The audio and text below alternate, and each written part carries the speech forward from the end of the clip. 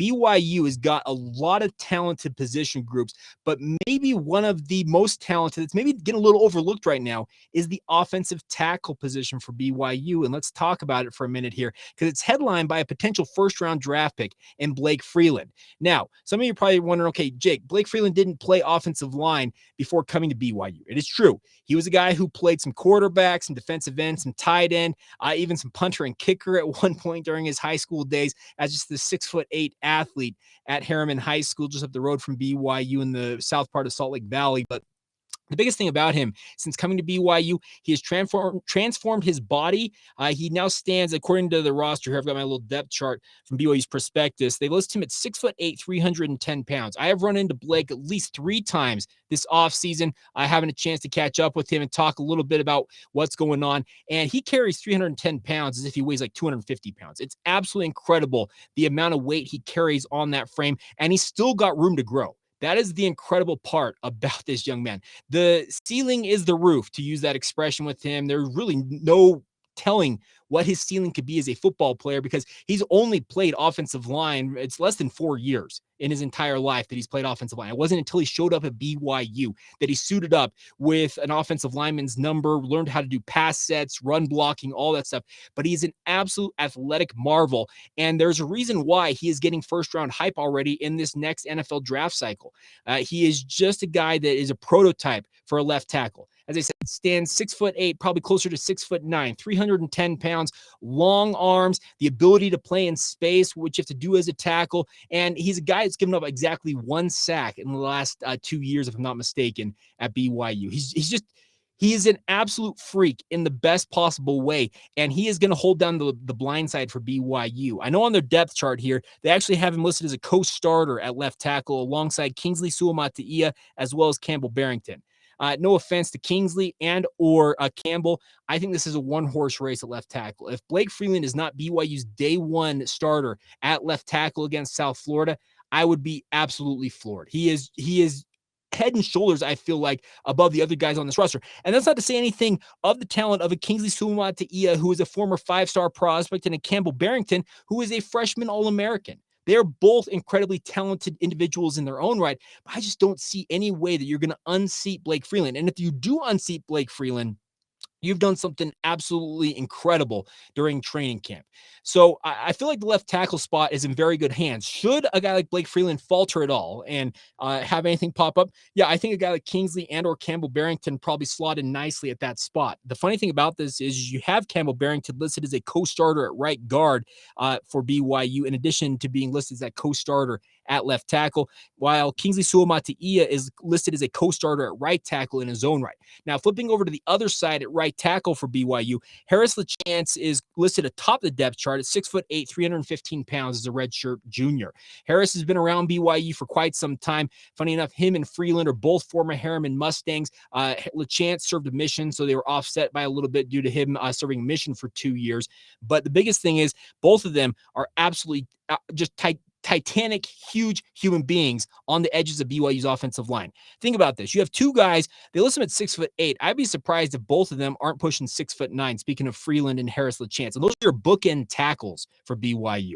They just form a wall that is going to help a guy like Jaren Hall feel more comfortable in the pocket this year than maybe he was last year. And he should have felt pretty comfortable last year, because I felt like BYU's offensive line, all things considered, last year was very, very good. But having Harris LaChance there, he'll try to fend off Kingsley Suamataia as well as Brayden Keim, another guy who stood out last year, coming in when LaChance actually got hurt.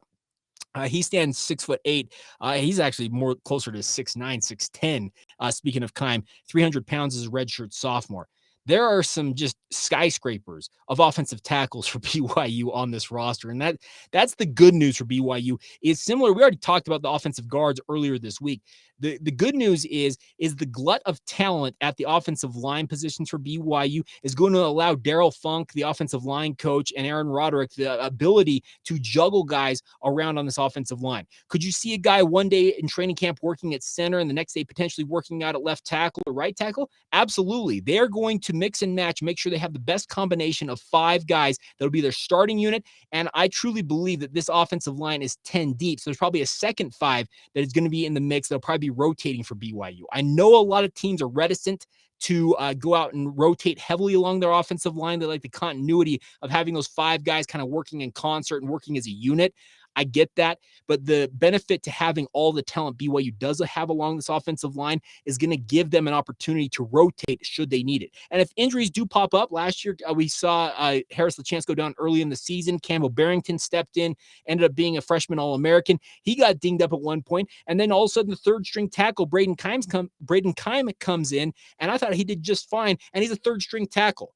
That is just evidence of the depth and breadth of BYU's talent along that offensive line unit, and I really like what these tackles offer to BYU. I feel like a guy like Jaren Hall has got to feel pretty secure in knowing that the 5 guys in front of him along this offensive line are maybe the best combination that BYU has probably had in, a decade? I'm talking about that 2020 offensive line that was a finalist. They have what they call the Joe Moore Award. It goes to the top offensive line in the country, all 5 guys. It's not an individual honor. It is a team honor or a unit honor for offensive line. BYU's offensive line in 2020, remember, Brady Christensen's now with the Carolina Panthers off of that. Clark Barrington, who's a preseason All-American at guard, was on that offensive line. It was maybe the best offensive line we had seen up to that time. I'm telling you, I truly believe this 2022 offensive line has the potential, the talent, the depth to be the best offensive line of maybe this decade, this century for BYU. Speaking of the 2000s, it's really a stellar offensive line. And I know you're probably, well, Jake, what about the 07 offensive line with Jake Caressa and guys like Ray Fainga? That's a really good offensive line too. But I'm telling you, this offensive line, they can go toe-to-toe with those guys. This offensive line is elite. And the offensive tackles, there's a reason why a guy like Blake Freeland's getting first-round draft pick love. A guy like Harris LaChance, should he decide to declare after this upcoming season, and I wouldn't be surprised if he does. There's a reason why I think he's probably a middle-round pick just simply due to his physical tools. The nice part is, you have all of the pieces there to have an absolutely elite offensive line, and the offensive tackle position, along with the guards and center spots for BYU, it's very much just an embarrassment of riches in many ways for BYU.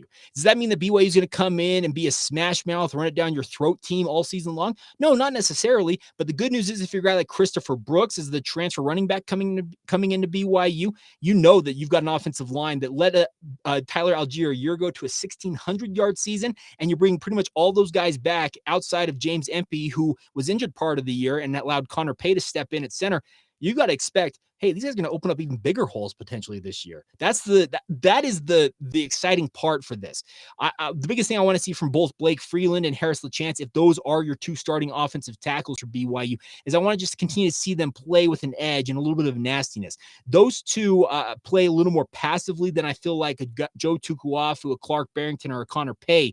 They seem to play with more of an edge. I'd like to see that edge kind of emerge from a guy like Blake Freeland and or Harris LaChance. And it's no slight, because trust me, I've seen both of these guys get pretty fired up during their time at BYU, but I just want to see a little more of that nasty from them. That's the biggest thing. And I think a guy like Kingsley Suamataia, I saw him play at the high school level for him.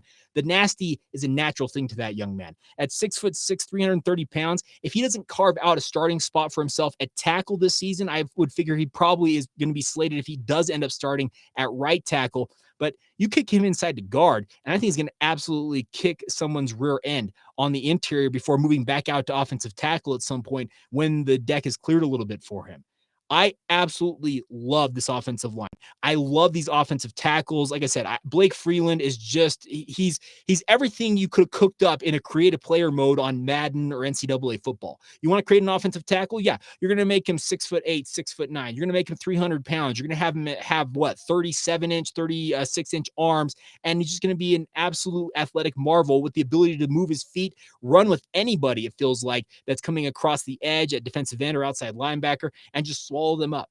That's what I love about a guy like Clark Barrington. And that's to say nothing of a guy like Harris LaChance, who may not be as physically gifted as a guy like Blake Freeland, but still the length, athleticism to get the job done at the right tackle spot, where it's more of a run blocking responsibility versus a true pass set guy at left tackle. So there is a lot to like about this offensive tackle position. And I can't wait to see it take the field, because the good news is I can see at least 4 guys that have starting caliber guys right there that you'd say, okay, that could be a guy who ends up starting. And the good news is on the roster, you include guys like a Sione Vecoso coming in from Arizona State, who is a very highly thought of offensive lineman for the Sun Devils at the Pac-12 level. Tyler Little is a guy who's currently slated to play guard, but he's 6'7". There's no shortage of tall, rangy, athletic offensive linemen on this roster for BYU, and that should excite you if you're a Cougar fan.